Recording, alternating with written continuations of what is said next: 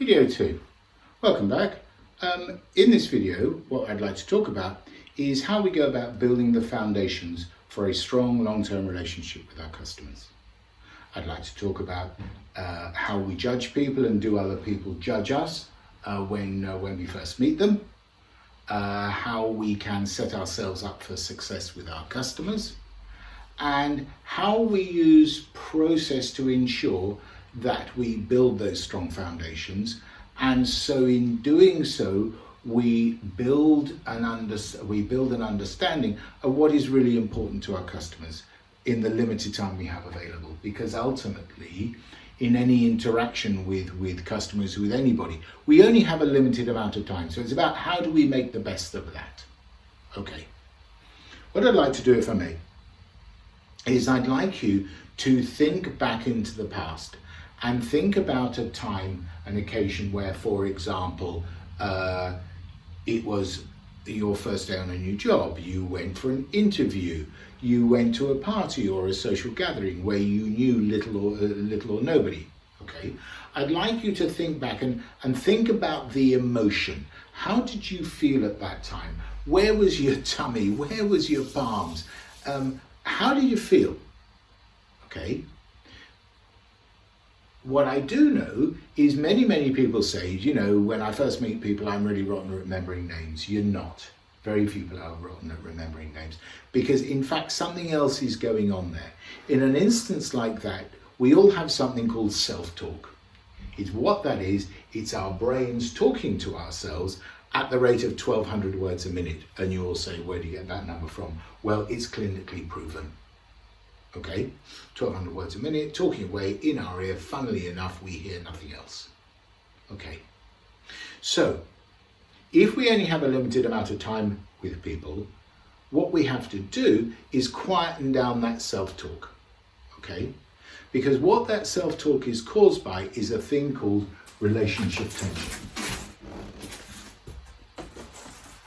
Okay, tension here, time here. Now, what we know, because when you think back to that first day on the job, the interview, the party, whatever, over time what we know happens is that we start to relax. We don't start to relax, and what happens is this relationship tension comes down.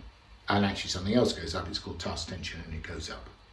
So, customers will only hear what we have to say to them and only be capable of absorbing information when that self-talk, the relationship tension, has gone down.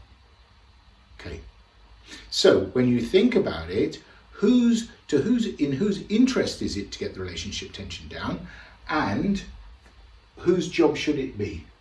It is our job to use process to get relationship tension down as fast as we possibly can. Okay, we spoke earlier about, do we judge people?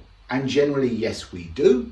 We make a very quick snapshot in the first 10, 20, 30 seconds that we first encounter someone, maybe whether that be face-to-face, whether it be over the phone, whether it be Zoom, whether it be email. We make an opinion.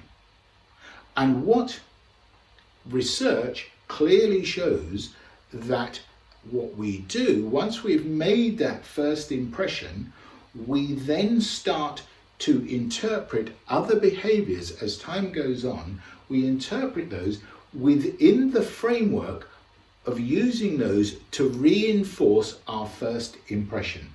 So those first impressions are really important. So what builds those? What are they based on? Okay, because our professional credibility, how a customer judges us in that first snapshot, is really important going forward. We all know getting a reputation is really easy, getting rid of one is really tough. So we want to present ourselves in the best possible light, and that's much easier when we understand how do people make that judgment. Okay.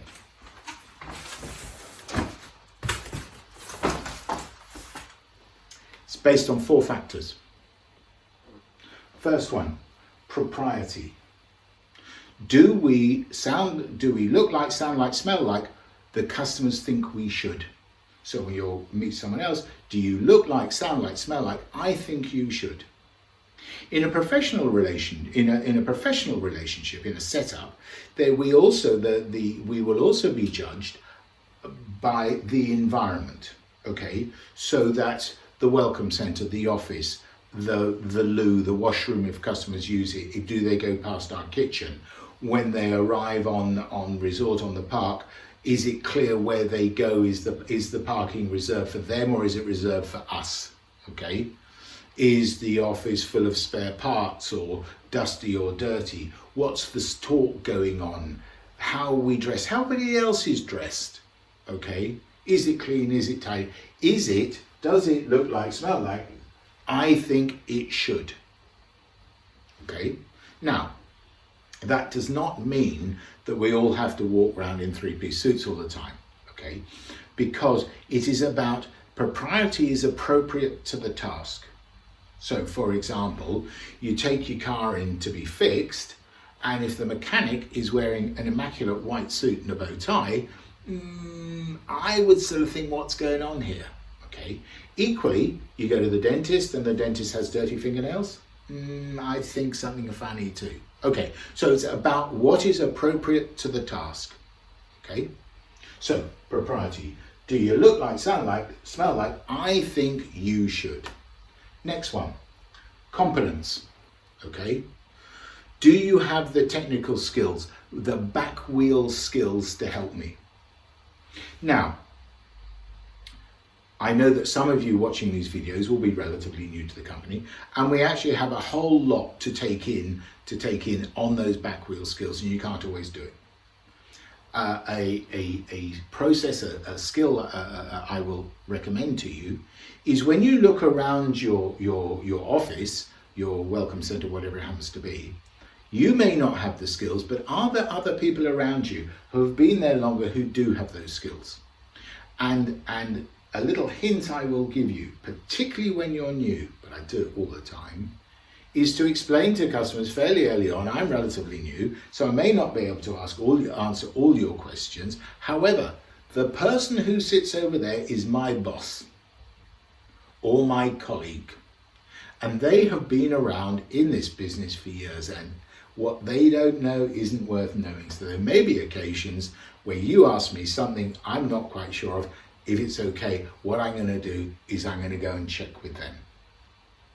Now, you can do that if they're in the office or if they're not. You can point at an empty chair. They're out the office right now, okay? It's just giving the customer the reassurance that you have access to that. You have access to competence, okay? Commonality. This is not us being identical to the customers in every single way. This is about, do we speak a similar language? Are we on the same wavelength? Okay.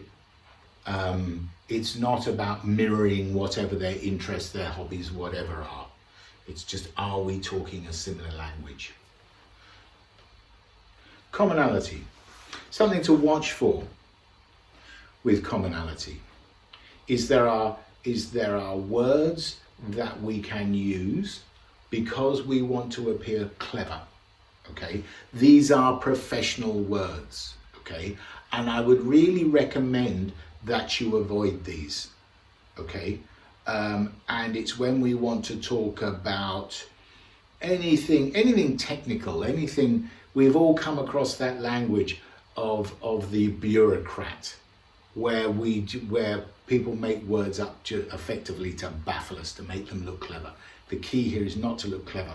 The key here is, do we share the same values? Do we speak a similar language? Okay. Next one I'd like to talk about is intent.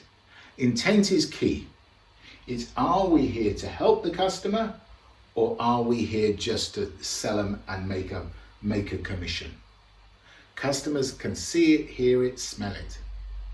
However, what are the skills? What are the skills we need in order to demonstrate our intent? In the next video and the next three videos, in fact, we're going to talk about this a great deal because there are certain skills we use to do that. A couple of little things I would highlight for you, because intent is something we have to maintain throughout our contact with customers.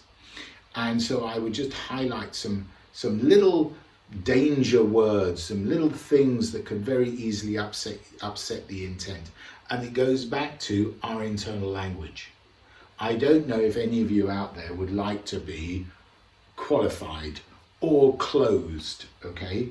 There's a massive difference between qualifying a customer and discussing their budgets about discussing their budget with them and seeing what they could justify spending. Big difference. Another one, asking for the business or closing the deal. I know if I was the customer, the types of words I would like to hear. Okay, so think about the words you use. Okay, so brief recap. In this one, what we've talked about is remember the relationship tension. Our job is to get the tension down as fast as we possibly can, and we're going to spend some time talking about that, looking at the tools and looking at the processes that we can use in order to achieve that. Because what you have to remember is when relationship tension high, 1,200 words a minute, the customers will not be able to absorb information that you're trying to put across. Okay? So think about yourself, think about the environment, think about the language we use.